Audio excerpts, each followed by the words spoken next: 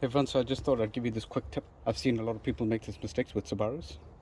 This is your spring here, and people think it's an anti-rattle spring. It's not an anti-rattle spring, it's a return spring that goes onto your pads. So you see this here, this part here is where that spring rides.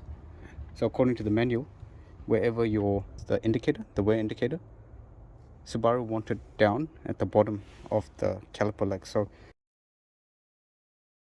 So this part always sits on the inside of either the left or right side, when this part here rides on this side over here. I'll install this, and when we're installing this side, I'll show you how that sits and rides in here, where you have to grease it over here at the bottom. So just remember that this is not an anti-rattle spring, it's a return spring, and it doesn't sit over here, it goes here. So it goes over here at the bottom. That's what this middle part is here for. For those of you who are wondering what I'm doing here, this is just brake lube, just applying it to all the gears, just a light layer.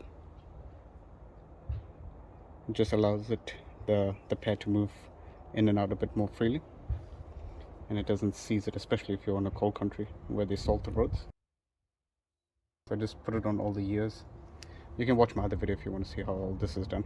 So if this is your first time doing it, this might be a little bit difficult. So what I normally like to do is this side where it doesn't have the return spring, push this inside here first, and you take a clean screwdriver and you put it in here where that spring is. So you want to hold it in such a way, you want to take it there and just push that there.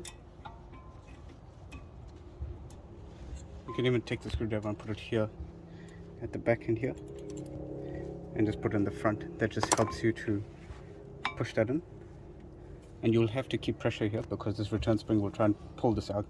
So if I leave it, it pops out. So if you notice, I've already greased up all the pistons up here and the floating part of the caliper. So you can get someone to help you, or you can just hold it here, and then you would have already compressed your pistons. So remember, that's where the spring sits on the outside, and like I said earlier, you would have already compressed your pistons. And don't forget to open up your brake master cylinder. Just open up the cap when you're compressing the pistons back. So then that just pops in there, and then you go ahead and torque that down as per your specifications. Okay, thanks for watching, everyone. I hope this was of some help to you.